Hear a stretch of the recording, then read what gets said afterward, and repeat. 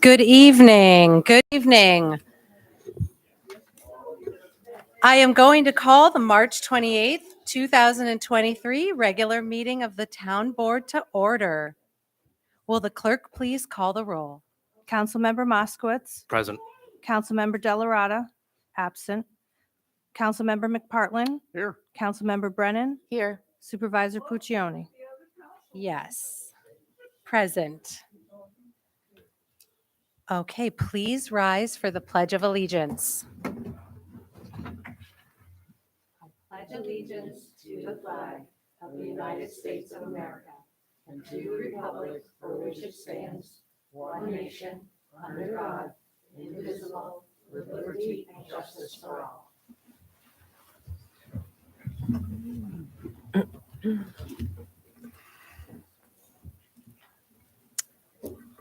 We wish to respectfully acknowledge that Niskayuna is on the traditional lands of the Kanikihaka and the Mahikanaak peoples, past and present, and we honor with gratitude the land itself and the peoples who have stewarded this land throughout generations.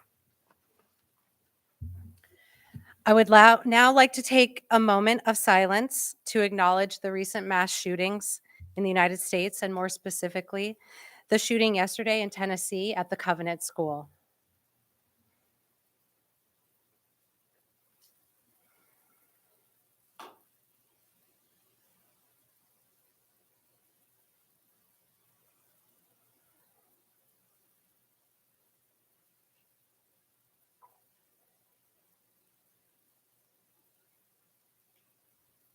Thank you.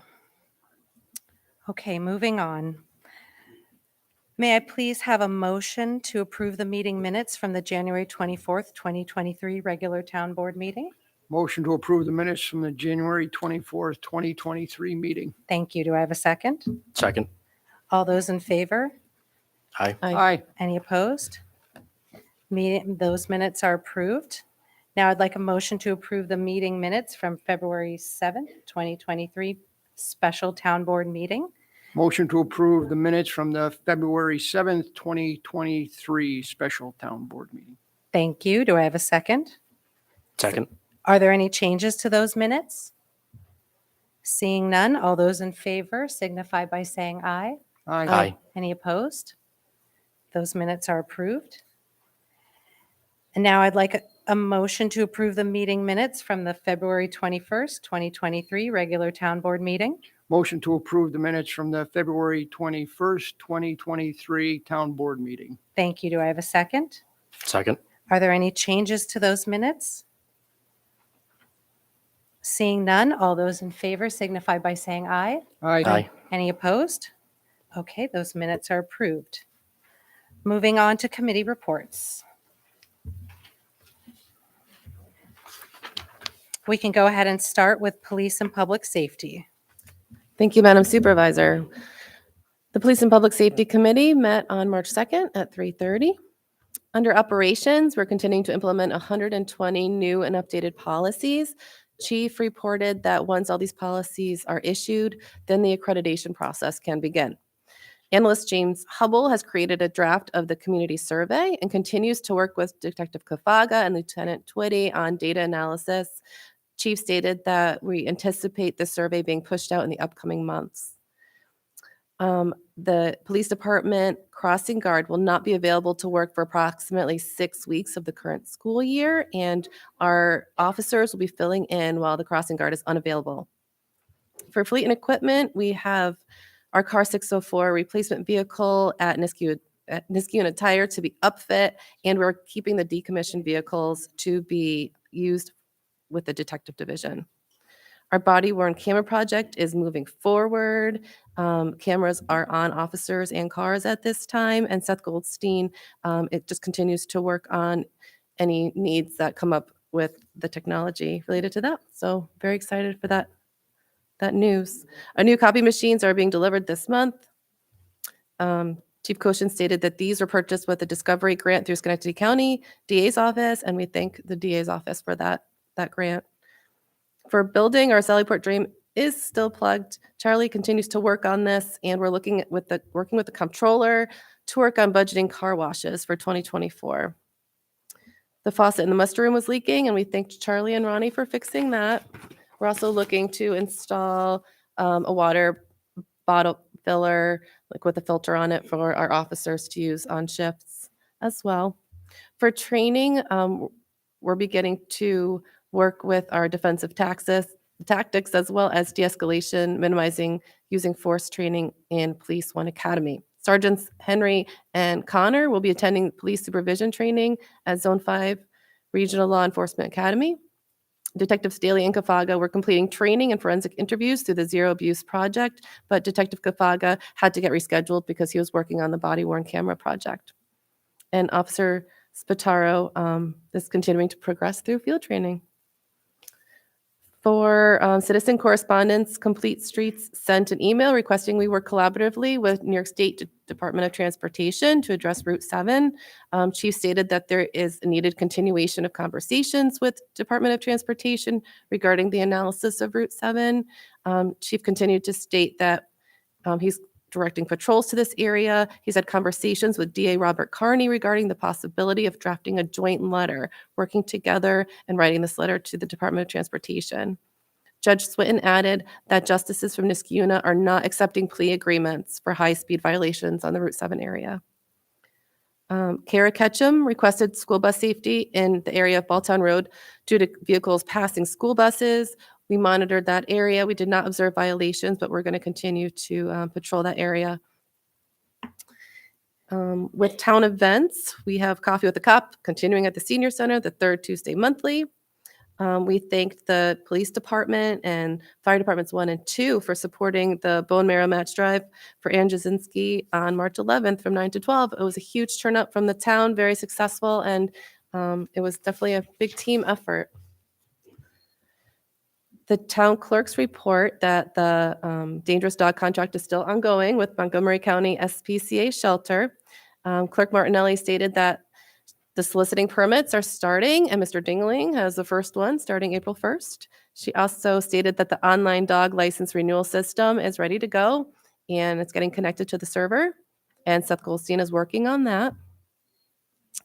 We had some court issues to report. Judge Swinton stated that OCA is conducting an audit. It's a month-long process, multiple months, and that one of the recommendations is that the court needs to migrate their data to a separate server, and they're willing to cover the costs for that. Judge Swinton stated that the court is looking to resolve unpaid fines and surcharges from 21-22, and this would be in excess of $32,000 in cases, in just Judge Swinton's cases alone, and that legislation prevents suspension of licenses due to not paying fees. So they're looking to convert these fines to civil judgments. And they're also looking at anticipating more jury trials coming up still with the backlog of COVID-19. For the school district, with our Eye on Community Policing initiatives, we have our Niskayuna Cops and Kids reading program continuing. Lieutenant Frenier stated that 17 classroom readings are happening in Craig this month, and 16 happened last month in Rosendale. And Chief Koshin is also pushing into and co-teaching freshman level health classes at the high school. And the focus on that is social media safety, relationship and boundary safety.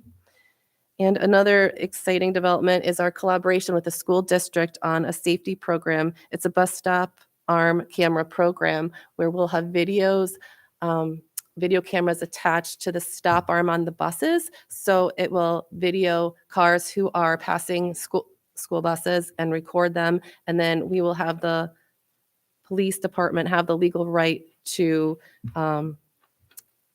apply the law to the violators. So that would be us collaborating the school district, again, promoting student safety. So we're really excited for that collaboration. For personnel, we have a candidate that we are bringing up for resolution tonight, Heather Doust. We're really excited to bring her to resolution. And we have also Officer Munger is getting assigned to the Detective Division in April. In other news, we have a Discovery Reform Grant, $50,270, and that paid for the printers and copiers I mentioned earlier, and the Discovery clerk positions. And we, again, thank the county DA for that. And we'll be meeting again on April 6th at 2:30 for anyone who could join us. I'm sorry, 3:30. Thank you, Councilmember. Thank you, Councilmember Brennan. Community programs. Thank you, Madam Supervisor. This month's Community Programs Committee meeting was held on March 2nd. We briefly discussed our summer program book. This book, which features all of our summer camps and activities, will be available to the community on April 1st, and registration for summer programs will also begin on the same day. Being that we're preparing for summer programs, we've also been working to hire seasonal staff. We've started by reaching out to our 2022 camp supervisors and counselors to get an idea of how many of them will be returning for another season. And once we know how many spots are still available, we will reach out to last year's junior counselors to see if they're interested in becoming a counselor. We've also started preparing for another season at the town pool. Zoe Schlesinger will be joining us for another summer as our pool manager, and she has already been in touch with last year's staff. Also joining us this summer will be Carly Martin. Carly has previously served as a rec leader, and she'll be an important addition to the community programs department this summer as an intern. And we are thrilled and very appreciative that both of them will be joining us. Our annual Spring Hat and Bunny Parade will be held next Friday, April 7th. We will gather on the Town Hall Green near the gazebo at 10 a.m. for a parade. And after the parade, kids can have their picture taken with the Easter Bunny. We'll also offer coloring stations, games, and balloon art. This is an outdoor event only, so if we happen to get rain, hopefully not snow, keep an eye out for an email blast if there is a need to cancel. If anyone is interested in spring soccer and hasn't registered yet, there is still a few days left. Registration for spring soccer will close on Friday, and we do still need referees and coaches, so if anyone is interested, please contact Julie Lohr in the Community Programs Department. Business as usual down at the Senior Center. All of our programs are continuing. We're looking forward to welcoming spring with some fun and exciting new events. And as always, the Senior Center calendar is on the town website. Lastly, our second biannual blood drive is being held on Monday, April 10th at the Senior Center. The drive will be held from 1 p.m. to 6 p.m. Appointments can be made on the Red Cross website. And of course, walk-ins are welcome. And our next meeting will be on Thursday, April 6th at 3 p.m. in the Schaefer Room. Thank you. Thank you, Councilmember Moskowitz. Moving on to Public Works. Thank you, Madam Supervisor. Public Works meeting was held on March 7th. We start that meeting with transportation and public facilities. That portion of the meeting is with Ray Smith. Ray's reporting that the highway crews and the Parks Department are on time with their project at the Niskayuna baseball fields. They've been working down there, and it looks like that's going to be on schedule. So by the time they're ready to use those fields, they will be ready. He also reported yard waste pickup is starting April 3rd. Please look on the website for the details of that. We'll be randomly circulating in the town to pick up yard waste. That's tree limbs, sticks, brush, that kind of thing. You know, we've had a lot of heavy snow this March, knocks down a lot of tree limbs. Our highway department's been busy with trees that are in the town right away, which actually are town trees, town responsibility, working on clearing those up. And if residents have waste, please put that out and then follow the rules on the website.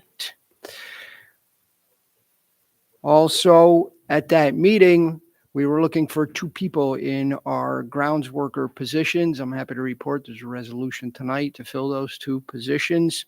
Later, I'm going to report on Public Works, which is water and sewer. And if you drive down Route 7, you'll see we have a sign out there that indicates we're still looking for people in that department. So that's also on the website and out there on Route 7. We're using any means available for us to try to find employees. Town's a good place to work, so hopefully we'll get some good applicants.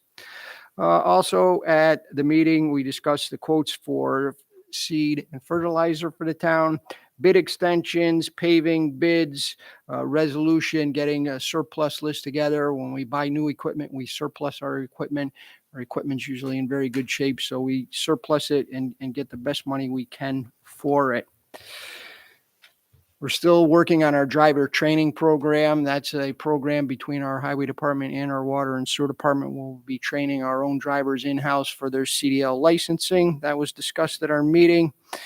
In our open discussions, we had some town residents either report to the meeting in person or via Google Meeting links. Roy Thornton reported on our low mow initiative at the Old Town landfill and over in where we have the Frisbee Golf. And we're going to continue that program this year. Also, we had some residents come to the meeting and regarding a trail system near our recreation center down on Aqueduct Road. We're in discussions with them about maintaining and starting a trail system over there. So that was also discussed at our meeting. In our Public Works Department, that's our Water and Sewer Department, chaired by our engineer, Matt Yetto. We discussed the T-Mobile contract. T-Mobile's got some cell equipment on our water tower here up on Balltown Road. That was discussed at the meeting and are signing a contract with them and then also with Dish Network. We have, as I said, open positions in that department. So if you know anybody that might be interested in that, please check the website for the qualifications for that. We discussed the resolution to purchase some vehicles in that department. These are all budgeted for, and most of the vehicles that we're going to be acquiring will be coming in under the budgeted amount. Our utility billing was discussed. That's a resolution that we're going to have on this evening. We discussed our wastewater treatment plant and our organic waste program, which is going very well. Myself, the supervisor, engineer, Beth had a meeting with ESG. That's the company that designed and built that plant for us and our continuing relationship with them. And that was a very productive meeting in order to continue to get our plant up and running and make it net zero in the way that it was designed and built. During our meeting, we discussed some other purchases of some items that we needed down there at the plant. Our water treatment plant project, we're waiting for equipment for there. We've budgeted for improvements at that particular facility, and we're just waiting on equipment in construction and upgrades for electrical equipment. It's very hard to get that sort of stuff right now. And our next meeting is April 6th at 8 a.m. Thank you, Councilmember McPartlin. And moving on to Economic Development, Historic Preservation, and Environmental Conservation Committee. Thank you, Supervisor. We meet on the first Friday of every month, as everyone knows, at 8:30, right here at Town Hall. And we will be meeting this week from Friday. I believe it's April 5th or 6th. All are, of course, welcome. There is a lot going on in the town of Niskayuna. As you know, a lot going on with the planning board and with economic development. So it is important that people tune in and listen to those meetings and try to participate as much as possible. I'm very looking forward to the comprehensive plan coming forward and the comments on that as well. So hopefully we will see you all a week from tomorrow. Thank you. Thank you, Councilmember De La Rada. So I just want to say it's a privilege to be here with you all tonight. We have a very busy schedule with 2 presentations. So I just want to make a few comments on some resolutions that Councilmember Brennan already spoke to. We'll be voting to hire a new officer this evening. And as we all know, our police force is responsible for keeping our communities safe and maintaining law and order. Our leadership in the department has been working very hard to recruit officers to join our team, and I'm incredibly honored to be a part of the process. We've made a concerted effort to recruit a diverse group of candidates to join our team, and the board has an opportunity tonight to vote to hire another female officer. So this is Women's History Month, and I'd like to explain why having female officers join our ranks is important. Female officers can bring a different perspective and approach to law enforcement. Additionally, our female police officers can help build trust among the police, the community, and particularly with female victims of crime. Heather Doust is coming to us as a lateral transfer from Schenectady, and we're excited to have her join the team. We will also be voting on a resolution to call for a public hearing, as Councilmember Brennan discussed, to establish a demonstration program that will provide an opportunity for our school district to work in collaboration with our town to utilize new technologies that can help stop violators and bring them to justice for passing our school buses and endangering our kids. Chief Koshin, Councilmember Brennan, and I have been coordinating this process with the school superintendent, Carl Mummenthy, because we feel it's very important to try to bring this technology to our school buses. This will come at no cost to the school district or our taxpayers. So we are very excited to be among a group of other municipalities and school districts that are currently working towards or already enacting similar legislation. Now, tonight, I'm also proposing a resolution for a public hearing to allow for a real property tax credit for members of our volunteer firefighters and EMS personnel. I fully support this initiative, and I'm honored to put the resolution forward. Why? According to a study released by the Firefighters Association of the State of New York, more than 81,000 volunteer firefighters save New York taxpayers an estimated $3.8 billion a year in wages and benefits. And research also indicates that moving New York State towards an all-paid fire service would be incredibly costly, and it would require major expenditures for structures, vehicles, and equipment. So it's easy to conclude that our volunteer firefighters help reduce municipal expenses. And providing our firefighters, our volunteer firefighters, with this tax exemption not only honors their hard work, it also serves as an important incentive to encourage others to become volunteer firefighters. Again, I'm always honored to work with our police officers and our first responders, and I look forward to our continued partnerships. Now, I would be remiss if I did not take this opportunity to again acknowledge it's Women's History Month.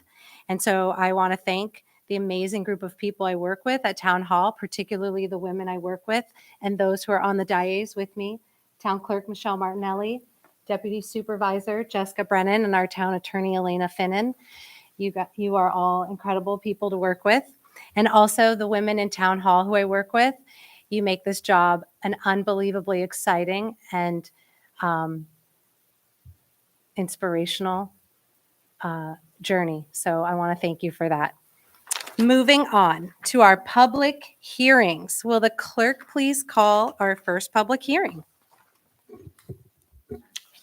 A public hearing regarding the placement of certain properties, Rivers Ledge, into the correct consolidated sewer district.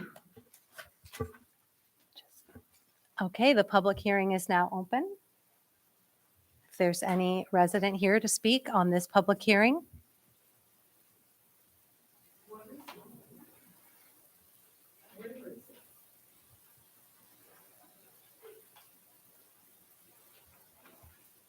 All right.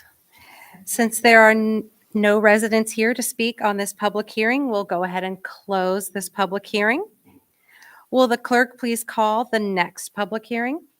A public hearing on the proposed local law to amend Chapter 75 of the Code of the Town of Niskuna to conform with NYCRR Part 1203 Uniform Code and Energy Code, minimizing standards for administration and enforcement. Thank you. The public hearing is now open.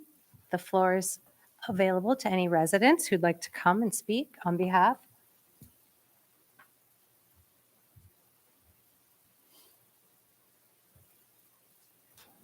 The floor is open.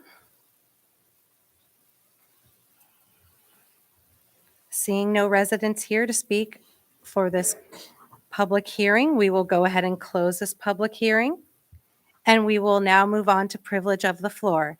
And as some of you are aware, we instituted a new policy where individuals were asked to sign up with our town clerk.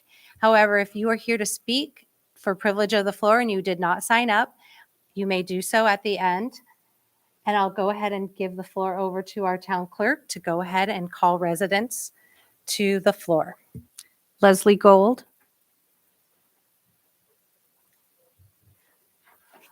Yeah, just a couple brief things. One, for those who don't know, the transfer station permits are now available, recycling and transfer station. And the form's online if you want to print it out ahead and all of that. What pleased me about the agenda tonight was the item of adding some more inclusive playground equipment to the River Road Park. I remember a couple years ago when the idea to go forward with the splash park was open, and I wasn't sure what I thought about. And then I don't remember if it was Councilwoman Murphy McGraw or Councilwoman Weber noted that it was going to be designed to be inclusive. And last summer I was by basically every day, much used, and it's used by people of varying levels of mobility, et cetera. And I think it's great that we're going forward with this step as well.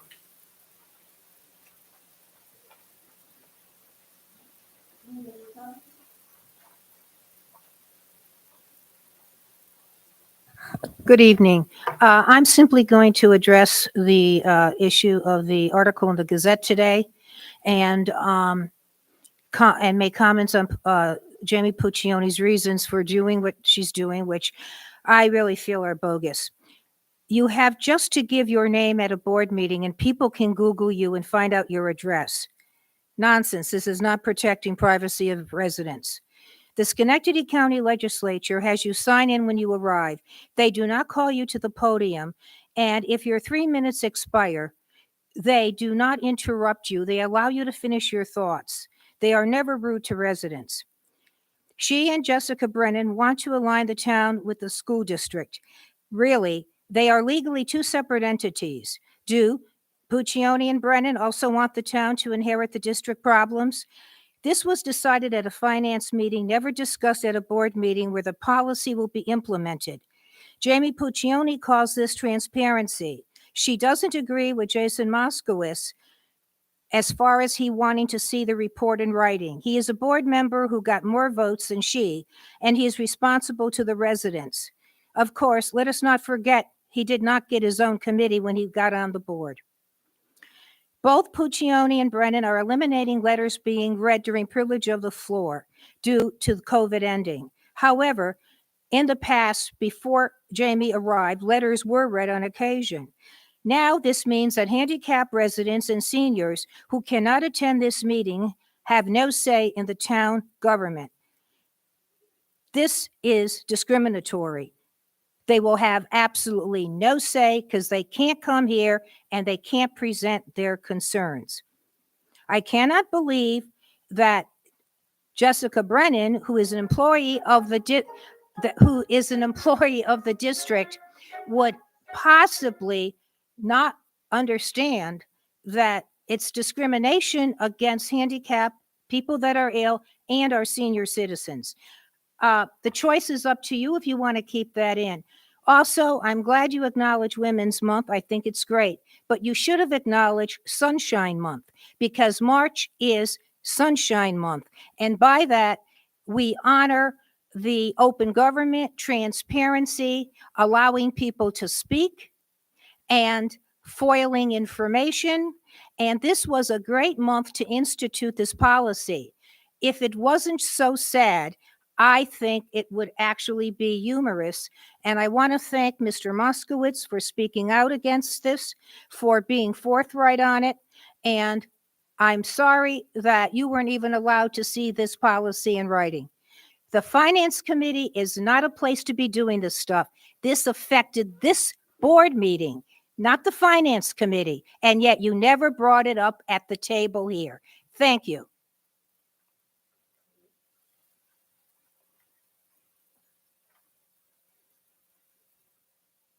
Lorene Zabin.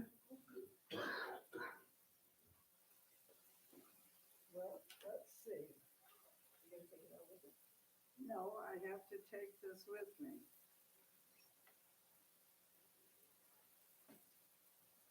Well, I don't know what I did with my cane. Is it there? Oh. It'll take me 3 minutes to get to the microphone.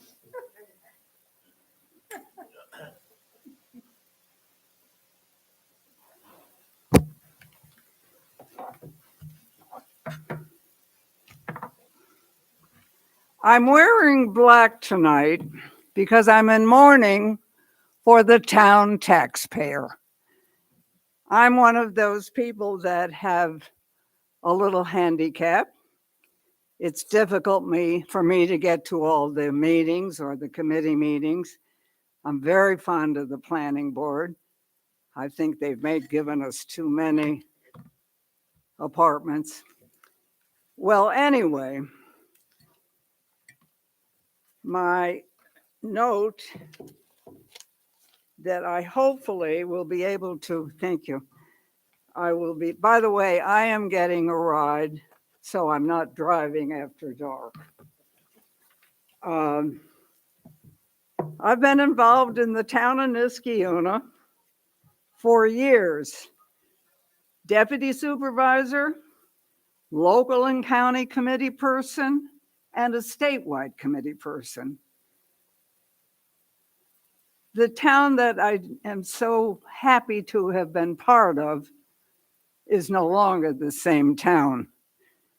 And I think it's because we are not necessarily thinking about the people who pay the taxes, live in the town, and who have been here. And I think we're about 22,000 people, which is about, let's see, when I moved here, there were like 16,000 people. So there's been progress. Supervisor Puccioni and the board have shown a disdain for the residents by implementing a 3-minute limit and a need to register for the board meeting. What are we, New York City, and we don't have a right here? We know each other. We live next door to each other. We put signs in front of our house to encourage people to run. No one super ever did such a thing as to limit people speaking and complaining and coming. And the fact that we can sit here and listen to you campaign with all the wonderful things you're doing and spending millions of dollars for equipment for our 2 highway and super and water places. How are we paying for that?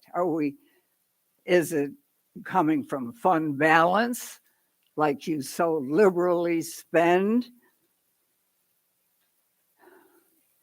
I cannot, excuse me, I'm having a hard time reading my own writing. No other supervisor. Okay, I said that. I don't know the involvement of our supervisor in the city of Schenectady's primary. I think they're on the same political ticket, but I do think that her privilege has extended. She doesn't live in Schenectady, I don't think, so she couldn't vote for him anyway. But I think that this is an insult. I have known Mayor McCarthy since he was a teenager. And I have to tell you that he would have walked the neighborhoods for you, even though he doesn't live in Niskayuna. He would have gone to do anything to help you because you were a member of his party. And he has been very successful. I want to tell you that I think our overtime practices, I understand injuries, I understand vacancies, I understand why we have to have a police surplus. And I understand that right now we are lacking. Now, when I was here, we had a limit, we had a 32 officer department. Now you're telling me it's only 30 officers. Maybe we need to hire more policemen. And police love to come to Niskayuna. We're a wonderful employee. We give a lot of people benefits. Let's see, am I ringing up here? A supervisor and board are supposed to bring the town together, but the group causes more division than unity. Every time I hear something about that's what's going on, with town property being destroyed or given away. This is a public building. The offices are public. We have, when this town hall was built, Lorraine, I know, I'm going to finish up, but I'm telling you that you're doing the residents of this town a disservice by blanking out the glass entry on the second floor. What the heck are you doing? Now, I have been under 8 different supervisors. None of them disrespected the office that was provided for the elected person. I'll have to come back because there's so much more to tell you that I'd like you to find out about. Thank you very much. I have to go back to my seat now.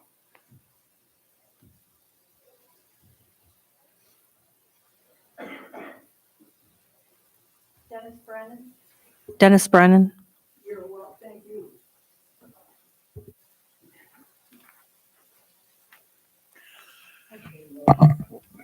Thank you. When I became Niskayuna's town historian in 2018, I began attending the monthly town board meetings very regularly. And I can honestly admit that often during privilege of the floor, I was troubled by residents who spoke too long, repeated themselves, and at times seemed to ramble without making a clear argument, at least in my opinion. As well, I found a few whose vitriol tested the boundaries of polite speech. Members of the town board earned deservedly my respect for willingly and silently listening to what on some occasions bordered on verbal abuse. As a result, I wondered whether privilege of the floor was truly useful or productive. It didn't take me long to reevaluate that idea. Our system of governance rests on faith on the notion that we, the people, have access to our representatives and can have our voices and concerns heard and hopefully acted upon. In our world today, one of the few places this regularly takes place is at podiums like this one. At city, county, town, village, or school board meetings.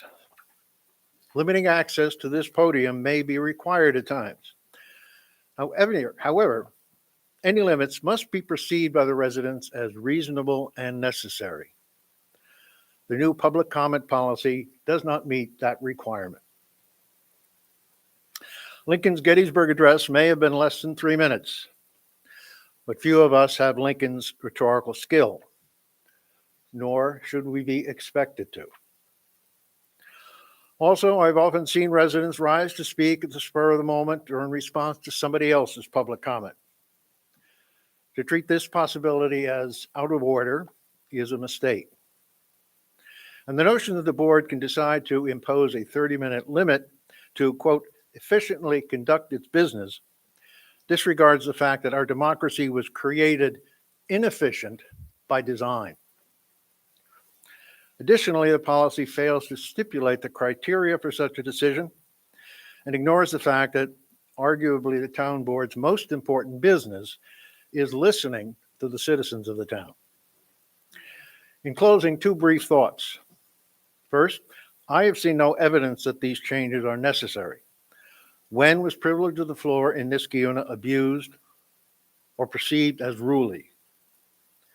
And second, a change of this magnitude deserves a public hearing or a resolution, or at the very least, a public statement by each member of the town board at a town board meeting that acknowledges and explains their reasons for supporting this new public comment policy.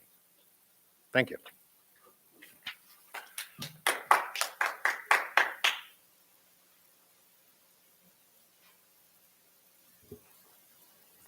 Bill Chapman.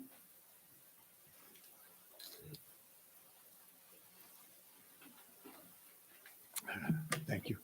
My name is Bill Chapman. I'm at 1465 Clifton Park Road.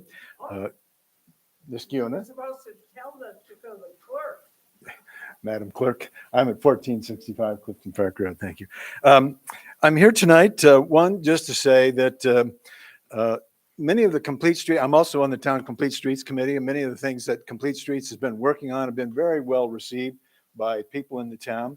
And the folks, members of the Complete Streets Committee have been very appreciative for the support that this board has shown with the plans that we'd like to do and for things that have already happened in the town of Niskiuna. And I'd like to say we're grateful that the crosswalk on Upper Union, that there's grant money to support that. Also, a crosswalk at St. Joseph's and River Road is going to be helpful for people to be able to get on the bike path, get over to Craig Elementary. The planning board's requirement of a push-button crosswalk across from Blatnick Park has now put a push-button crosswalk there, so people that bike that way will have a safe way to get across River Road. The board is also supportive of a sidewalk on Plum Street between Van Antwerp and Hillside Elementary School. That's going to be a safety measure for students and parents that walk there. The sidewalks and the crosswalks on the Co-op block in Niskiuna have been very well received by residents. I'm one of them, but people appreciate the new parking. They appreciate the sidewalks on both sides of Knott Street and the push-button crosswalks that allow them to get across. We're grateful that there's grant money in place to finish the sidewalk on Knott Street between Baker Avenue and the city of Schenectady. It's a tough spot. You're on a hill where the motorists can't see the pedestrians can't see the motorists. And so that grant money is in place, and the mayor, I believe, is going to work with us on that. Also, as a bicyclist, the push-button crosswalk on Aqueduct Road across from the former Williams Auto Parts, bicyclists respond very well to that because they can get across a busy road. And the same on Flower Hill on Rosendale Road. I'd also like to say that the crosswalk at River and Rosendale, I mean, the turnaround, the roundabout there has worked out very well for motorists. And we're also very grateful that the town has, like the county, has painted crosswalks at various intersections in the town to allow people to cross. At the same time, there are still reasons to be concerned. One of which in the news clip that I've left with you, that our district attorney has pointed out that on Route 7, we've had 4 fatalities in car accidents on Route 7 in the last year. I'm grateful that Councilwoman Brennan has mentioned that the police chief is now working with District Attorney Carney, that we're getting meetings with the state DOT to think about some ways that we can make Route 7 safer. I also believe that with the Safe Streets and Roads for All, there's grant money out there that the state, with the support of the town and the county, can use to make Route 7 a safer road. I also included a news clip of a 14-year-old girl that got hit crossing a road going from the high school across the road just in Ballston Spa. So it is the case that people are getting injured, and we need to focus on that. I also included a clip from a parent whose children attend Birchwood Elementary, and they're concerned about there's no sidewalk or asphalt walk path on Birchwood, and even getting across over to the school is a little bit of a challenge. So we've got parents that are asking for support for that. And then also I have a clip in there about Hillside Elementary, that we're grateful that you're working on the sidewalk on Plum, but also parents on Cornelius are concerned about children walking to school in the same street with buses and with cars. And so I'd just like to ask that the federal money opportunities out there are in the pipeline. We really feel like our board should focus on complete streets funding, quality communities funding, CHIPS funding, federal funding that's in the pipeline to work to get safer access to all of our, certainly our elementary schools, middle schools, and with the money in the pipeline, I really encourage the board, and I've seen you've taken steps to prepare grants, get staff to help prepare those grants so that we put our bid in to get our share of that money to provide for safe pedestrian access at the school. And I also just quickly support getting the defibrillators, and I hope there's going to be one in Town Hall. I might need one day, and so I'd be grateful to have one here. So thank you very much. Gail King,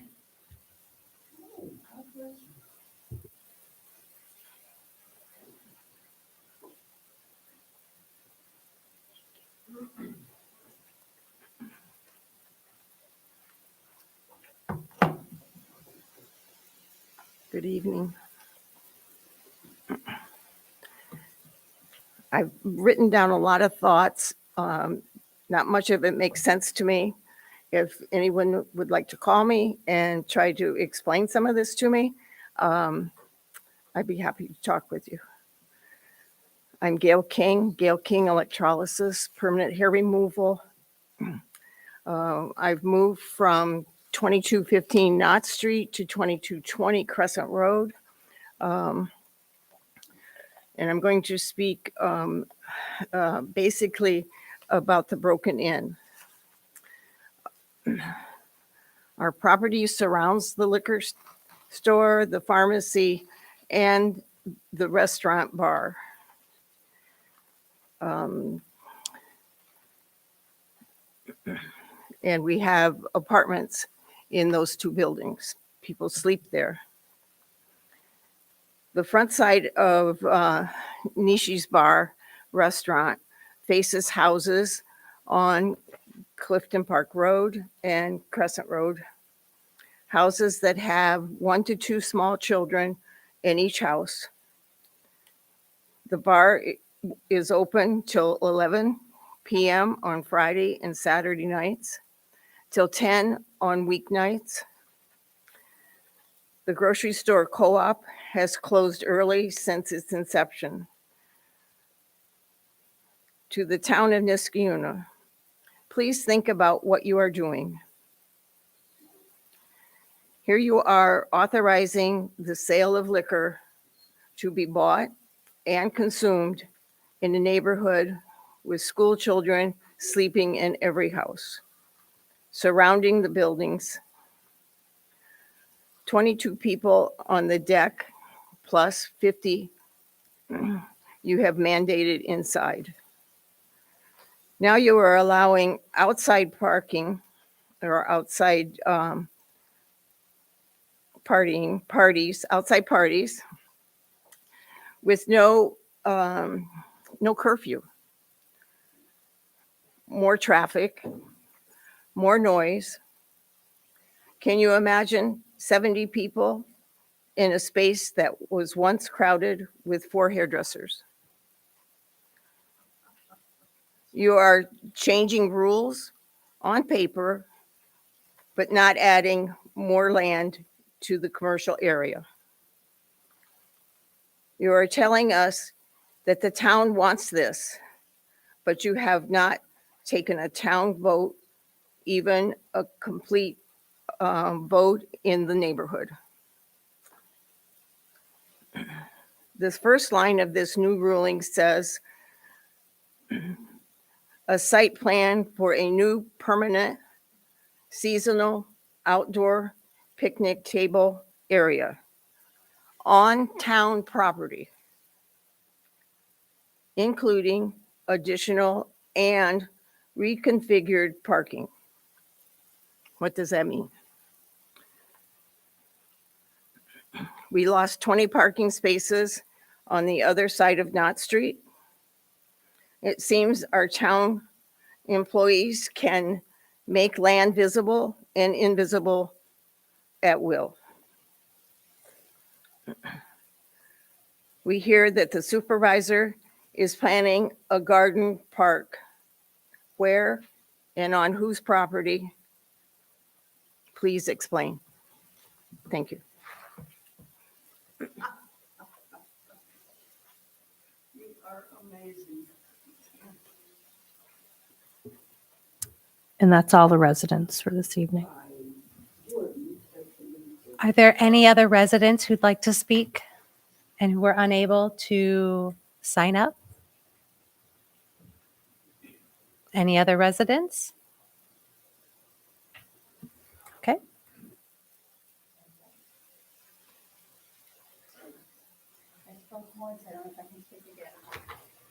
Do you want to come up and speak again? Okay.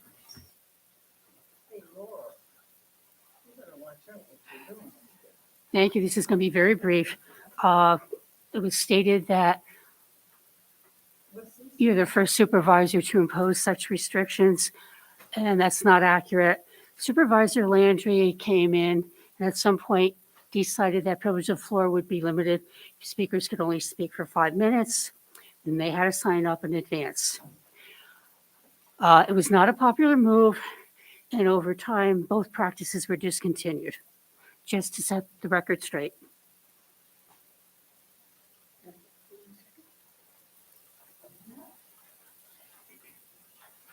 I just want to point out one thing. I think we proved tonight that this 3-minute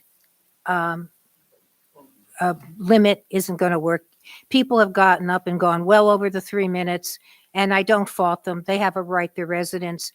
Why put in something that isn't really doable? Go back to your 5-minute. Really, 5 minutes, you can get what you want in. 3 minutes is useless. Thank you. Okay. Anyone else who would like to speak? Okay. All right, we're going to move on to our presentations, beginning with the comprehensive plan update.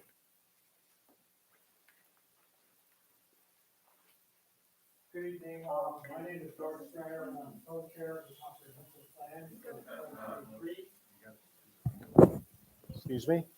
I'm Darth Strayer, and You're gonna have to talk into the mic there. They won't be able to hear you on the video. Sorry. No, that's fine. Usually I project way too much. Okay.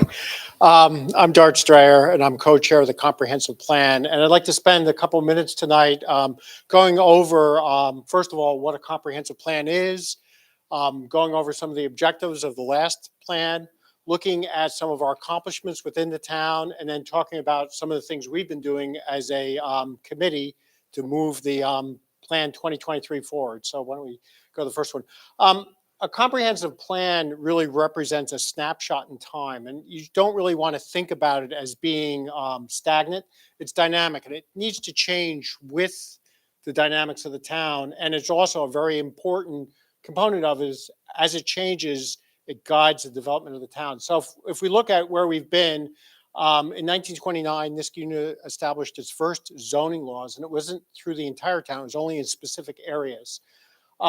In 1960, we actually had our first comprehensive plan, and that was a result of some of the pressures, and we had some subdivision plans like that. And that particular comprehensive plan was in the town for about 30 years until around 1970. 10 years until 1970. It was the 1929. And there was a second comprehensive plan then, and it led to the adoption of more zoning changes and everything. And as you can see, after that, the town really began to pick up in its development. And we had a plan in 83, 93, 2003. And then in 2013, we stepped back and we looked at the comprehensive plan in 2003 and deliberately did not use that plan, used some of the framework, but developed a brand new plan to reflect the changing aspects of the town of Niskayuna. So really, what is a comprehensive plan? Well, it's a roadmap for the town, both the elected officials and the committees, to sort of guide the town development, which is going to preserve the value characteristics of the town. That's why people move here. That's what makes Niskayuna attractive. And that's probably one of the hardest things to get your hand on, because it's varied by various people value different things. And when we have development pressures, we are going to grow as a town, but what we want is a roadmap that gives us smart growth and sustainable growth. And that's what a comprehensive plan does. So on a high level, what did 2013 plan accomplish? Well, it encouraged development of various types of housing for all stages and of life and economic situations. It also was important that we protect the integrity of existing neighborhoods. We didn't want development in one area to adversely impact a neighborhood. Open space was a very important component of that plan. Niskayuna continued to grow and open space gets used up, and there's a fixed resource of open space, so it was very important for the committee to really focus on that. We made several recommendations, and we tried to position the town to build on our existing infrastructure, which our previous town officials did a really good job at laying that foundation, but we want to protect it for the future. The next component was the transportation system. Bikes became a lot more important. Walking became a lot more important in the town. So we tried to develop a circulation system within the town that not only was vehicle centric, but bike and walking centric as well. Preserve our historic and cultural resources. That's extremely important. That's one of the reasons why people moved to Niskayuna, among many other things. And finally, we wanted to maintain Niskayuna's diverse economic engine that really provides vitality to the town. And I think going hand in hand with that, we wanted to have this development be smart and climate smart in particular. And we, those were the main items. So if we look at it again, why don't you just hit the thing? We wanted to encourage various types of housing. We didn't want to compromise the integrity of the neighborhoods. We wanted to ensure we had an open space system and recreation system for the future. We wanted to improve our transportation. We wanted to preserve our historic cultural resources, strengthen our economic, retail and commercial areas, and promote smart growth. So the question comes is, how did we do? We can go to the next slide. So what I'm going to do is I'm going to break this up into various areas, and we can briefly talk about these areas, and some items show up in multiple areas because they hit multiple areas. But as far as transportation, one of the big accomplishments was the whole Rexford Bridge Aqueduct area. We have the 4-lane bridge now. It did not impact the multi-use path that was not clear back in some of the early versions of that. We have a roundabout. We've really reduced the traffic there. The Knott Street, Balltown Road, co-op improvements, that area works so much better now. It's actually really good. The roundabouts on River Road and Rosendale, personally, I really like that because that's the way I go to work. That works much, much better. Sidewalks on Rosendale, the upper part, big accomplishment there. We formed a Complete Streets Committee. We had always had a Safe Routes Committee, but the Complete Streets Committee was more encompassing of the vision of the 2013 plan, and they have actually come up with a complete street policy, which is really good. As far as conductivity, Flower Hill, Zenner soccer fields, we have bike connections there that open up sections of the town to recreation areas, but also open up neighbors so they have access to the bike path that provides a spine through the town. Bike rodeos, traffic calming demonstration projects. There's a lot of ways that we can make the roads safer for Niskayuna. These demonstration projects are a good way of getting the town into adopting some of these key features. And again, the Balltown study corridor by the JCC and the Craig School. In the area of recreation, one of the things that came out in the 2013 plan was we needed to take a good view of all our existing open space, and we've started a natural resource inventory. We've also established a connection to the south section of Elijah Kill Preserve. Previously, you could go on the north side off Rosendale, but the south side was separated by the river. Now you can get to both sides. I encourage people to walk through it. It's actually very nice there. We improved the Aqueduct Park with bathrooms and access to the river. We obtained forest adjacent to the senior center, which we talked about earlier, or we heard earlier that residents are going to put paths there and improve that recreational area. And we reestablished the tree council, and we're now once again a tree certified town, which is really nice. From historic and cultural preservation, we set up an architectural review board to help residents when they put additions on or makes changes to their housing. We established a historic preservation code and a historic preservation committee, which is really essential, is brought out in the 2013 plan. We have a plaque program to build pride in our community assets and our cultural assets. And we have a land acknowledgement statement at all our public meetings. Finally, moving on, land use. One of the big things was the rezoning of the industrial area to residential, particularly the River's Ledge, and that puts it more in line with the comprehensive canal plan for that area. We maintain the residential nature of Route 7. We added a multi-use zoning to OD Heck area. We had additional new construction in Upper Union Street, a dentist office, and the Albany Med Building. And the nice thing about that was we were able to maintain the streetscape with that and move the building up. So it's congruent with the rest of Union Street.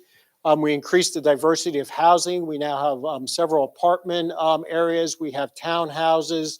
We've really worked to get over 55 condominiums. So we're not there yet, but we are really making improvements in that area. As far as we've achieved the clean energy designation and implemented climate smart programs, which is a real selling point for the town. As far as economic development, I've already touched on this. We removed the industrial area. We got rid of the Williams Salvage Yard. That's now residential apartments by the river. We added, I guess I'm repeating myself. I'm sorry, I jumped. Why don't we move to the next slide? As far as the public facilities, we upgraded the wastewater plant to a greater capacity. That was a big issue with the town, and it is greenhouse gas neutral, which is great. We upgraded the pump station. We've replaced sewer lines at Windsor Drive and River Road. We've reduced the inflow and infiltration into our sewer lines, which was basically overloading our sewer lines. We replaced 3 miles of transmission lines on the Mohawk River. We've made drainage improvements to Lexington neighborhood, Parkway neighborhood, and we've extended the sewer lines and water lines along Aqueduct Road, and we've installed solar panels on the wastewater treatment place and the highway garage, and that offsets the greenhouse gases for the sewer plant.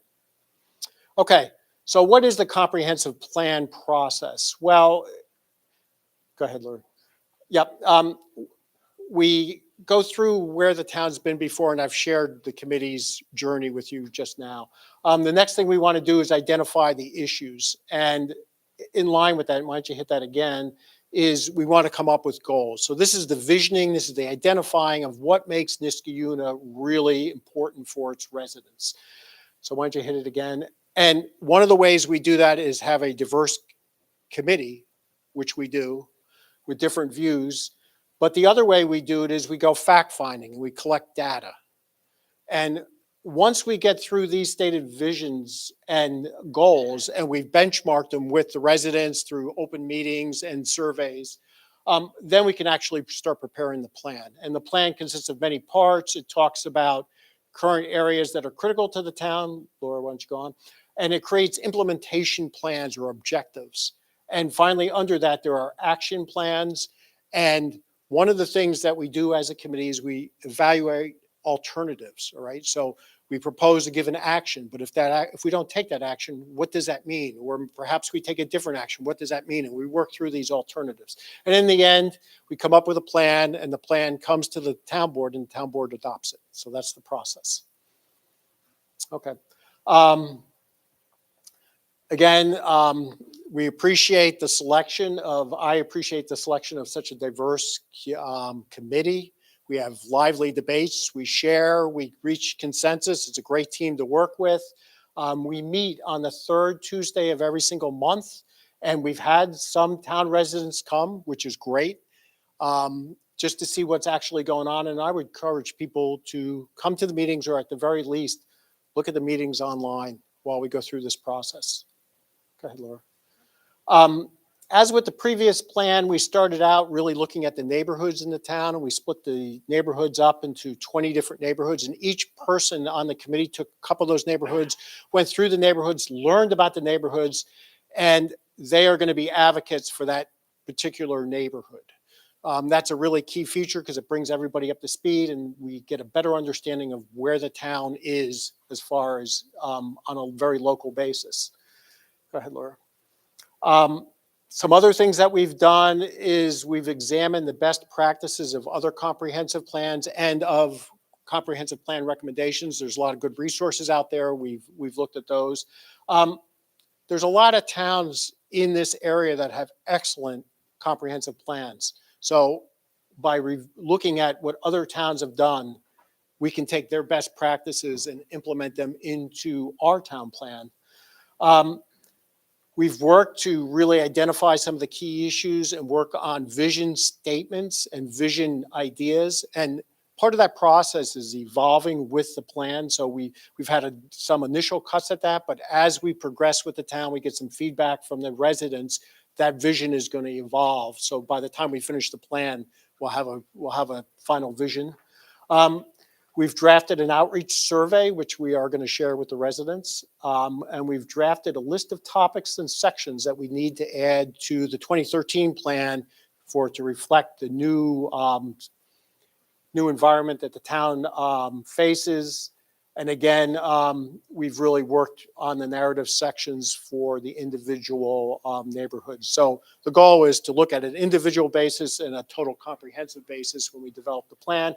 And finally, we've been working with the supervisor's office on an RFP. We've gone through a couple iterations. We really appreciate the support of the town board. We are going to use that resource. It's going to really leverage the committee, provide expertise where the committee doesn't have it, and it's going to go a long way to making this a great plan. So if you have any questions, I would answer those right now. Otherwise, we'll see you in maybe a couple months for an update.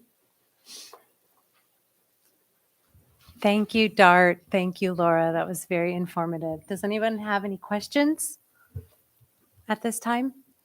Well, I know Dart and Laura are both very available, so Yep. Feel free to reach out. Thank you for all the hard thank work. you. Thank you. Thank you. Thank you.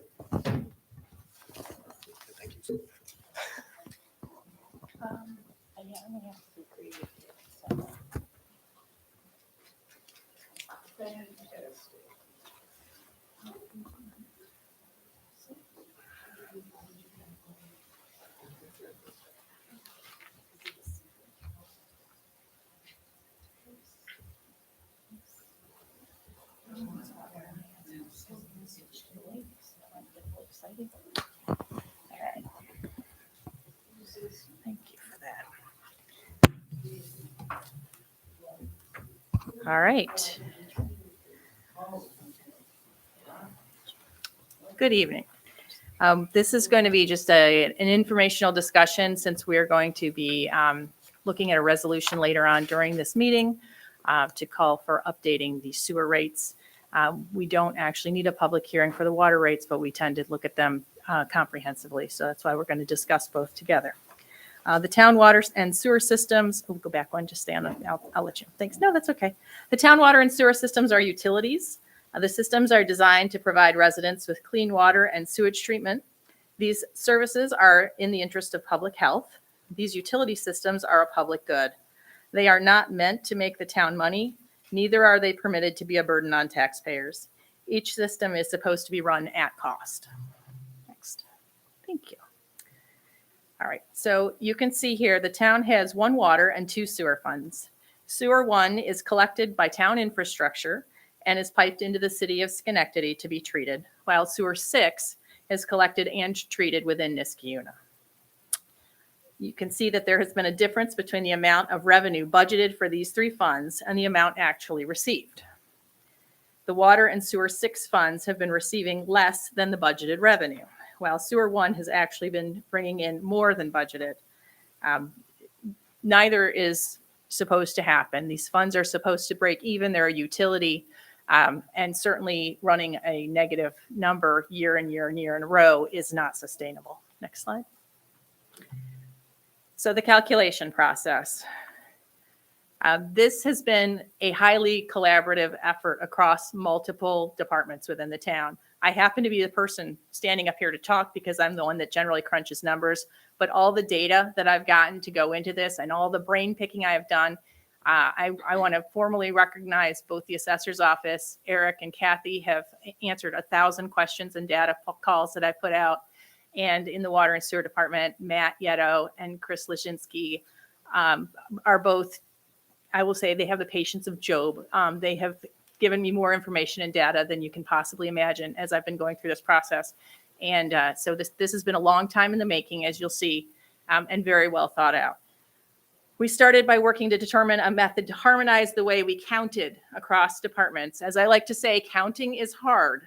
The assessor's office counts parcels. Water and sewer billing department looks at accounts and numbers of accounts, and the comptroller's office looks at numbers of users. We ended up having to spend a great deal of time cross-referencing the various ways of counting to understand the systems as a whole and how those different numbers related and interacted with one another. This process led to a number of corrections of the sewer district assignments. You'll see one on for this evening that have been completed over the past year, particularly a large block of properties that were moved from sewer 1 into sewer 6 that was done last year. It was a correction for a large block of properties. Based on the analysis of the revenue shortfalls, we calculated the true costs of running each system. This was correlated with the corrected numbers and the volumes of water and wastewater processed. We did a 12-year look back, analyzing the throughput of the systems and the variations of use over time. Using the corrected property assignments, we calculated the current numbers of system users, compared that to the adjusted flows. We then used 3 models to calculate user fees. One thing that's very interesting about these systems is that they're highly impacted by the weather. So if there's a dry year, people use a lot more water. If there's a wet year, they use a lot less water. So we looked at an average year based on the 12 years. We looked at what a dry year looks like and what a wet year looks like. Once we had a rate structure that actually worked in all 3 models, we processed several trial runs with our billing software as well to ensure that we had accounted for all the variables that go into this. So, next slide. I just want to take a minute to talk about minimum usage, because this is a concept that can be a little bit confusing. So there is a minimum cost to belong to the system, and that is what we use to determine the minimum use fee. We use water in our homes through many things: sinks, showers, toilets, appliances like the laundry or the dishwasher. All these uses channel the used water into the sewer systems. However, we also use water outside of our houses to wash cars, water our lawn or garden, and fill up swimming pools. The water that passes through the meter for these purposes does not go into the sewer system. So the amount of water that is included in the minimum usage for water is, we recalculated at 52 gallons per day for use. Sewer isn't metered. Water is metered, and then we use that to extrapolate the sewer usage. So so this allows the water that's used outside of the house but not captured by the sewer system to be counted for the water bill and not the sewer bill. The minimum water usage includes 9,490 gallons of water for each 6-month period. That's the 52 gallons a day. And since we meter the water and calculate the sewer use from that, we allow for additional water to go through the meter, which is not collected by the sewer, making the minimum for sewer higher, measured at 14,235 gallons on the water meter. Next slide. These are the new rates for the 2023 calculations. Roughly a third of the cost of running each system was used to determine the base rate. The remainder of the cost was used to determine the usage rate per 1,000 gallons over that base amount of water. Sewer 1 had previously been billed as a lump sum on the tax bill with no consideration for actual use. This was not equitable, especially for households that were using less water and therefore producing less sewage to be treated. Previous water and sewer 6 rates had been calculated using a base amount, which did not encourage water conservation. In fact, once users hit a particular threshold, they were billed a flat fee, which actually discourages conservation. So, next slide. So what are the benefits to doing all these calculations? The first one is equity. We've realigned the system so that people will pay for for the water and sewer that they actually use in their household. The second thing that we were looking towards is water conservation, because water is a valuable resource and needs to be conserved. So we're going to do a little creative.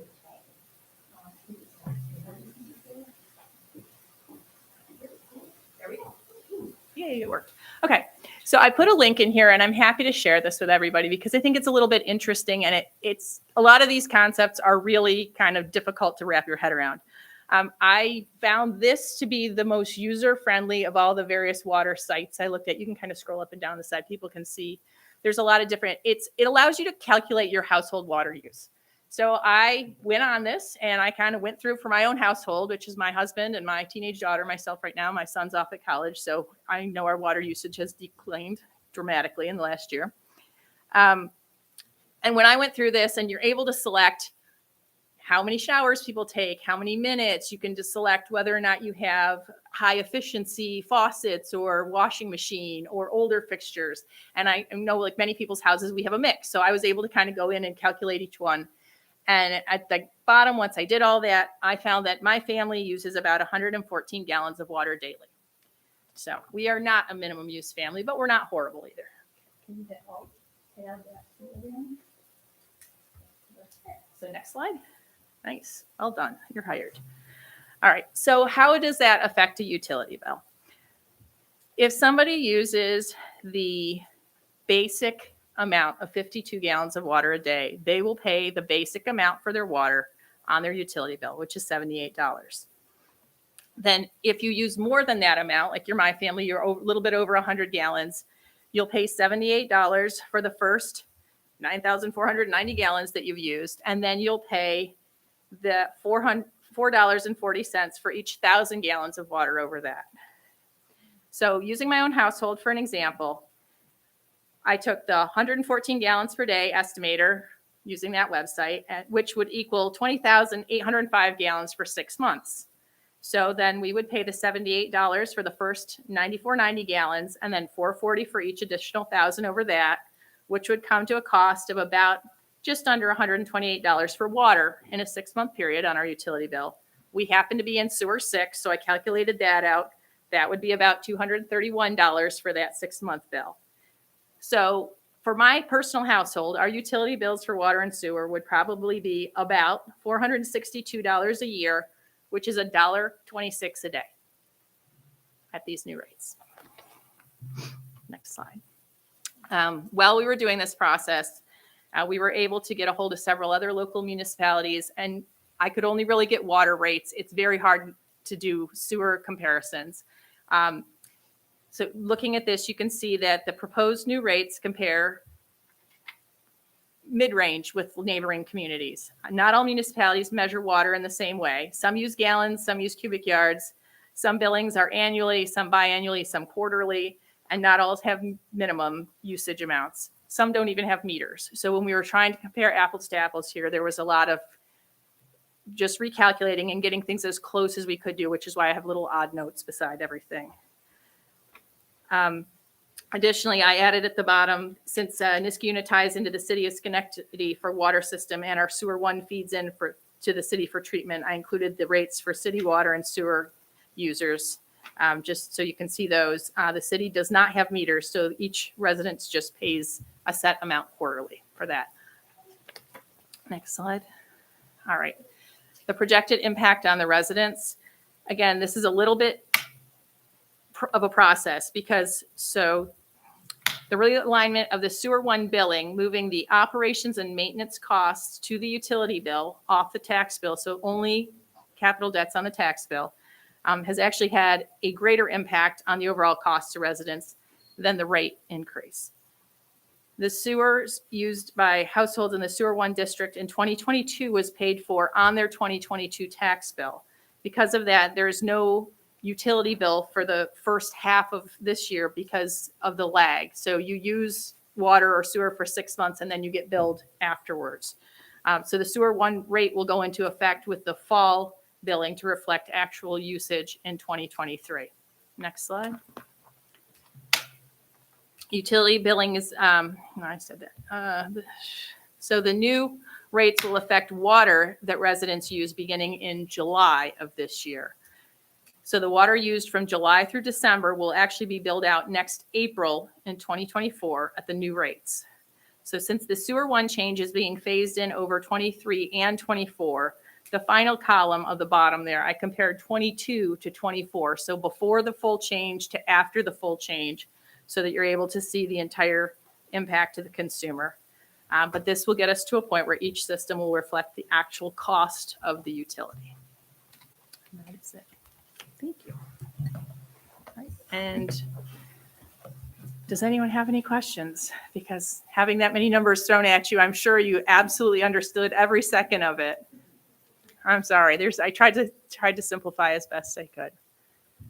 Is there going to be a big difference to the town resident in what they're paying? Or So don't- it's- if you look at the very last slide, from 2022 to 2024, water is going to cost people about $63 for a minimum user each year. Sewer 1 will actually be paying less overall each year when you calculate in what's on the capital debt for the tax bill. And then Sewer 6 will pay about $54 more. So that when you remember at that very first slide that Sewer 1 was actually bringing in more than it should, this will adjust down for that. And Water and Sewer 6 were both in the red for a number of years. This will catch them to where they should be. This has not changed. From my understanding, it's been at least since before 2017, the last time the rates were adjusted for the base rate, especially. And talking to Matt, we can see, that this is what happens if the rates haven't been kept up to date. Unfortunately, we get a little bit behind, and that combined with the just the incredible inflation we've seen in the last 2 years has really made it difficult for these two particular funds, and they just can't keep up. Any other questions? I don't have any questions, but thank you again for the time you spent a couple of weeks ago sitting down with me to explain all this. Absolutely. Is it possible for you to distribute that presentation to the board members? Absolutely. I would at least like Yep. a copy to And review. I have all my notes in the bottoms. I can get you those as well. Okay, thank you very much. Yeah, my pleasure. And also, I think it's important to note the amount of time that went into these presentations. So thank you, Dart and Beth, for all your work. Absolutely. Thank you for your time you put in on that. So I think so. I can see if we can do that. I have a question about, you said it was minimum users. And how many minimum users do we have? Did we get any kind of projection of minimum users, average users? So it's very hard to compare that because the old minimum use person is a different number than it will be going forward. So you said, you just took your household as an example, it was 114 114. gallons a day. Now, would you say that would be an average user, below average user? It's very household dependent. So, I mean, there are 3 of us, 2 adults and a teenager in the house. So I would say people who are probably either a 1 or a 2 person household, I'm guessing, especially without teenagers in the house, probably use a lot less water than we do. We're maybe around average for the size of household we are.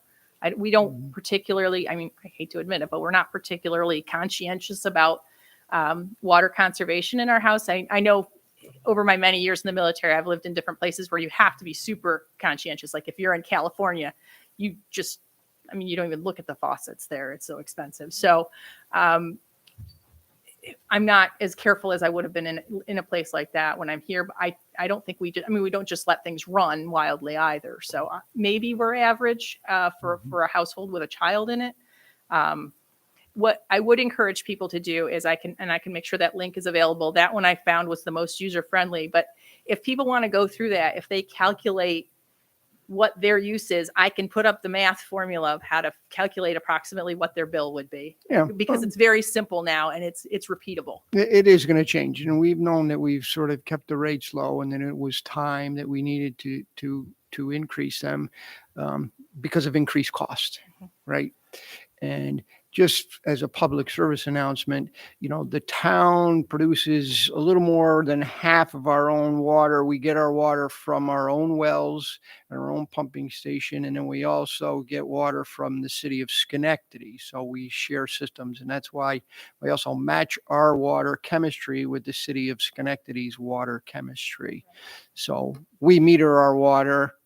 The city of Schenectady does not meter the water that they provide for their residents. So it's a little bit different, but that's just a sort of public service announcement about our water. Thank you. You're welcome. I also want to thank you, Beth. You put in an incredible amount of work with our town assessor, Eric Hamburger, and also our superintendent of water and sewer, Matt Yetto. It's never an ideal scenario to have to raise rates, but in order to properly budget for water and sewer, in order to make sure that we have a budgeting process that is actually at cost and we're not taking in too little or we're taking in too much, we have to take this systematic approach to analyzing this data, to coming up with an appropriate rate. And so I want to thank you for doing that. Again, if you have any questions, you can always reach out and ask those questions, and we'll be placing that information on the website. And thank you so much for the presentation this evening. Thank you to the comprehensive plan folks. I know your work has been great. You've put in a lot of effort. It's a lot of volunteer hours. You've spent time in my office talking about it. Each of these projects, you all spent a lot of time with me in my office talking through it. And so I want to thank you for your hard work. And I appreciate how transparent you were in your presentations and allowing the folks to, understand. Thank you.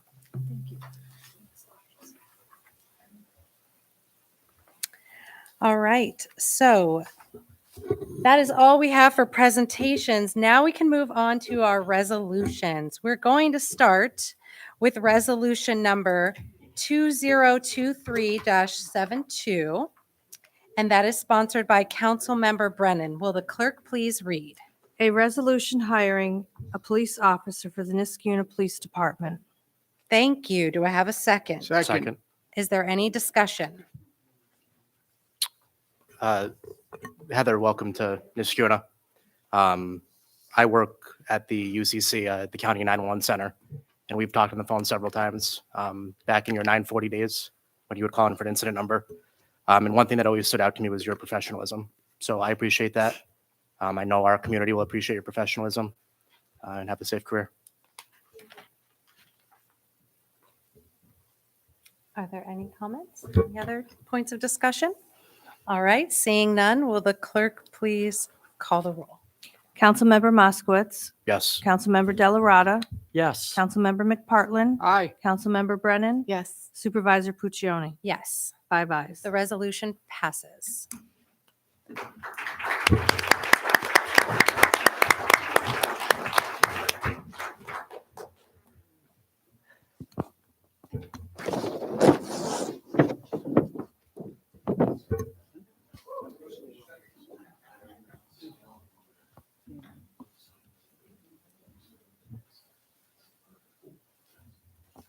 Okay, I have the honor of swearing you in, so please place your left hand on the Bible and raise your right hand and repeat after me. I state your name, I, Heather Doust, do solemnly swear do solemnly swear that I will uphold the Constitution of the United States that I will uphold the Constitution of the United States and the Constitution of the State of New York, and the Constitution of the State of New York, and I will faithfully discharge my duties as a police officer and I will faithfully discharge my duties as a police officer according to the best of my ability. according to the best of my ability. So help me God. So help me God. Congratulations.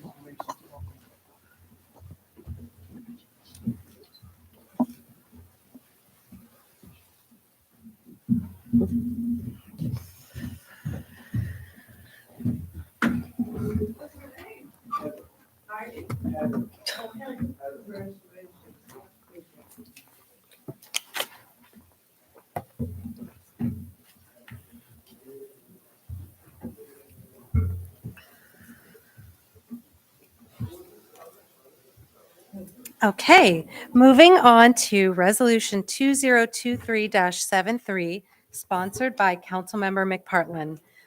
Will the clerk please read? A resolution accepting quotes for the purchase of seed, mulch, fertilizer, and spreading services. Thank you. Do I have a second? Second. Is there any discussion? Seeing none, will the clerk please call the roll? Councilmember Moskowitz. Yes. Councilmember Delarada. Aye. Councilmember McPartlin. Aye. Councilmember Brennan. Yes. Supervisor Puccioni. Yes. 5 ayes. The resolution passes. Resolution number 2023-74, sponsored by Councilmember Brennan. Will the clerk please read? A resolution authorizing a memorandum of understanding with Schenectady County and authorizing the acceptance of funding related to discovery and bail reform from the New York State Division of Criminal Justice Services. Thank you. Do I have a second? Second. Is there any discussion? Seeing none, will the clerk please call the roll? Councilmember Moskowitz. Yes. Councilmember Delarada. Aye. Councilmember McPartlin. Aye. Councilmember Brennan. Yes. Supervisor Puccioni. Yes. 5 ayes. The resolution passes. Resolution number 2023-75, sponsored by Councilmember McPartlin. Will the clerk please read? A resolution authorizing the superintendent of highways to use certain lawn mowing and trimming services for Dean Street and Baker Avenue parks. Thank you. Do I have a second? Second. Is there any discussion? Seeing none, will the clerk please call the roll? Councilmember Moskowitz. Yes. Councilmember Delarada. Aye. Councilmember McPartlin. Aye. Councilmember Brennan. Yes. Supervisor Puccioni. Yes. 5 ayes. The resolution passes. Resolution number 2022-76, sponsored by Supervisor Puccioni. Will the clerk please read? A resolution authorizing a contract for the public display of fireworks for the town of Niskayuna's Niska Day celebration. Thank you. Do I have a second? Second. Is there any discussion? Seeing none, will the clerk please call the roll? Councilmember Moskowitz. Yes. Councilmember Delarada. Aye. Councilmember McPartlin. Aye. Councilmember Brennan. Yes. Supervisor Puccioni. Yes. 5 ayes. The resolution passes. Resolution number 2023-77, sponsored by Councilmember Moskowitz. Will the clerk please read? A resolution approving an annual software agreement for use by the Office of Community Programs. Thank you. Do I have a second? Second. Is there any discussion? Seeing none, will the clerk please call the roll? Councilmember Moskowitz. Yes. Councilmember Delarada. Aye. Councilmember McPartlin. Aye. Councilmember Brennan. Yes. Supervisor Puccioni. Yes. 5 ayes. The resolution passes.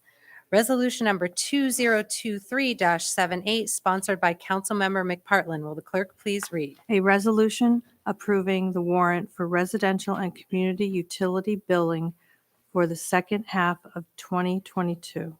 Thank you. Do I have a second? Second. Is there any discussion? Seeing none, will the clerk please call the roll? Councilmember Moskowitz. Yes. Councilmember Delarada. Aye. Councilmember McPartlin. Aye. Councilmember Brennan. Yes. Supervisor Puccioni. Yes. 5 ayes. The resolution passes. Resolution number 2023-79, sponsored by Councilmember Moskowitz. Will the clerk please read? A resolution authorizing the submittal of a grant application to the Niskayuna Community Action Program. Thank you. Do I have a second? Second. Is there any discussion? Madam Supervisor, I'd like to make a motion to amend this resolution. This resolution accidentally attributes the grant to NCAP. It should be Niskayuna Community Foundation. So I would like to amend in all places where NCAP is mentioned to the Community Foundation. Thank you. Do I have a second? Second. Is there any discussion? May I take a vote on the amendment of the resolution? Councilmember Moskowitz. Yes. Councilmember Delarada. Aye. Councilmember McPartlin. Aye. Councilmember Brennan. Yes. Supervisor Puccioni. Yes. 5 ayes. That amendment passes. Now we will continue with voting on the resolution as amended. as amended. Will the clerk please call the roll? Councilmember Moskowitz. Yes, as amended. Councilmember Delarada. Aye. Councilmember McPartlin. Aye. Councilmember Brennan. Yes. Supervisor Puccioni. Yes, 5 ayes. the resolution as amended passes. Thank you for catching that. Thank you. Resolution number 2023-80, sponsored by Supervisor Puccioni. Will the clerk please read? A resolution authorizing certain budgetary modifications. Thank you. Do I have a second? Second. Is there any discussion? Seeing none, will the clerk please call the roll? Councilmember Moskowitz. Yes. Councilmember Delarada. Aye. Councilmember McPartlin. Aye. Councilmember Brennan. Yes. Supervisor Puccioni. Yes, 5 ayes. the resolution passes. Resolution number 2023-81, sponsored by Councilmember Brennan. Will the clerk please read? A resolution authorizing the disposition of a surplus copier. Thank you. Do I have a second? Second. Is there any discussion? Seeing none, will the clerk please call the roll? Councilmember Moskowitz. Yes. Councilmember Delarada. Aye. Councilmember McPartlin. Aye. Councilmember Brennan. Yes. Supervisor Puccioni. Yes, 5 ayes. the resolution passes. I'd like to introduce Local Law B. And Resolution number 2023-82, sponsored by Supervisor Puccioni. Will the clerk please read? A resolution calling for a public hearing on proposed local law regarding tax exemptions for members of volunteer fire companies and ambulance services. Thank you. Do I have a second? Second. Is there any discussion? As a volunteer firefighter who will possibly receive a financial benefit, I'll abstain from any discussion or vote. Thank you. Is there any other discussion? Seeing none, will the clerk please call the roll? Councilmember Moskowitz. Abstained. Councilmember Delarada. Aye. Councilmember McPartlin. Aye. Councilmember Brennan. Yes. Supervisor Puccioni. Yes, 4 ayes and 1 abstention. the resolution passes. Resolution number 2023-83, sponsored by Supervisor Puccioni. Will the clerk please read? A resolution amending the town's fund balance policy. Thank you. Do I have a second? Second. Is there any discussion? Seeing none, will the clerk please call the roll? Councilmember Moskowitz. Yes. Councilmember Delarada. Aye. Councilmember McPartlin. Aye. Councilmember Brennan. Yes. Supervisor Puccioni. Yes, 5 ayes. the resolution passes. Resolution number 2023-84, sponsored by Supervisor Puccioni. Will the clerk please read? A resolution authorizing reimbursement of a deductible. Thank you. Do I have a second? Second. Is there any discussion? Seeing none, will the clerk please call the roll? Councilmember Moskowitz. Yes. Councilmember Delarada. Aye. Councilmember McPartlin. Aye. Councilmember Brennan. Yes. Supervisor Puccioni. Yes, 5 ayes. the resolution passes. Resolution number 2023-85, sponsored by Councilmember McPartlin. Will the clerk please read? A resolution authorizing the appointment of 2 grounds workers in the town's Parks Department. Thank you. Do I have a second? Second. Is there any discussion? Seeing none, will the clerk please call the roll? Councilmember Moskowitz. Yes. Councilmember Delarada. Aye. Councilmember McPartlin. Aye. Councilmember Brennan. Yes. Supervisor Puccioni. Yes, 5 ayes. the resolution passes. Resolution number 2023-86, sponsored by Councilmember Moskowitz. Will the clerk please read? A resolution authorizing the supervisor to enter into an agreement with the Schenectady County Youth Bureau to accept grant funds. Thank you. Do I have a second? Second. Is there any discussion? Seeing none, will the clerk please call the roll? Councilmember Moskowitz. Yes. Councilmember Delarada. Aye. Councilmember McPartlin. Aye.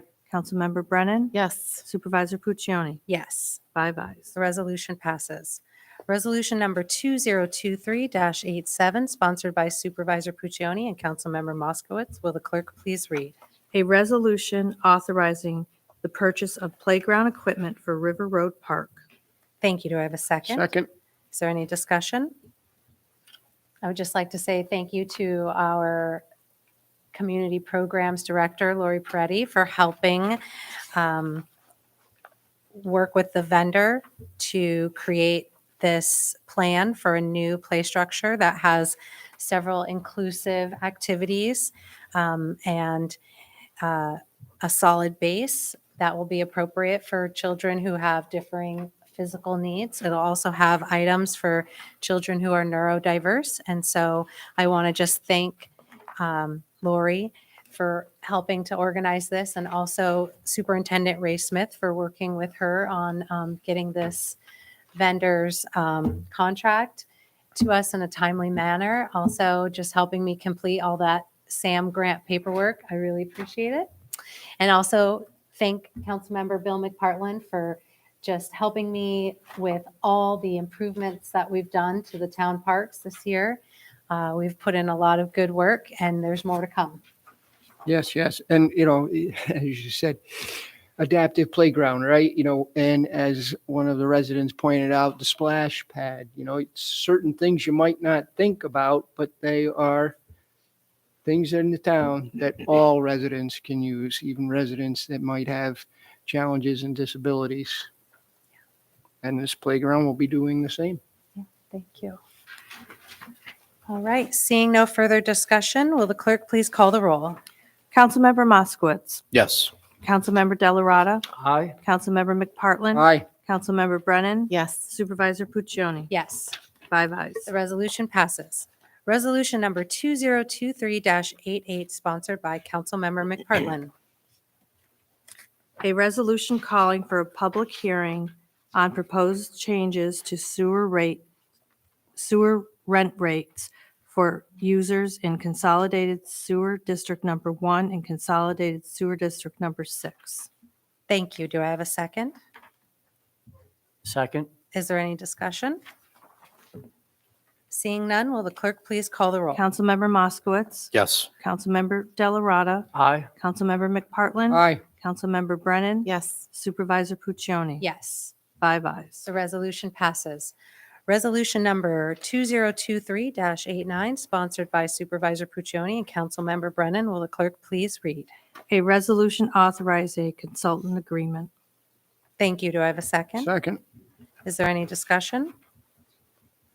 Seeing none, will the clerk please call the roll? Councilmember Moskowitz. Yes. Councilmember Delarada. Aye. Councilmember McPartlin. Aye. Councilmember Brennan. Yes. Supervisor Puccioni. Yes, 5 ayes. the resolution passes.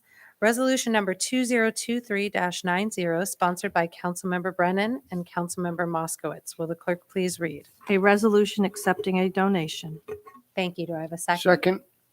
Is there any discussion? Thank you to Councilmember Brennan for all of your help working with CDPHB and your contact to receive this grant. I think it's important to note that partially because of this grant, our meal program at the senior center can continue. So thank you for your help. Is there any other discussion? Okay, seeing none, will the clerk please call the roll? Councilmember Moskowitz. Yes. Councilmember Delarada. Aye. Councilmember McPartlin. Aye. Councilmember Brennan. Yes. Supervisor Puccioni. Yes, 5 ayes. the resolution passes. Resolution number 2023-91, sponsored by Councilmember De La Rada. Will the clerk please read? A resolution relinquishing a right of first refusal with respect to property located at 2890 River Road. Thank you. Do I have a second? Second. Is there any discussion? Seeing none, will the clerk please call the roll? Councilmember Moskowitz. Yes. Councilmember Delarada. Aye. Councilmember McPartlin. Aye. Councilmember Brennan. Yes. Supervisor Puccioni. Yes, 5 ayes. the resolution passes. Resolution number 2023-92, sponsored by Councilmember McPartlin. Will the clerk please read? A resolution amending the Consolidated Sewer District map.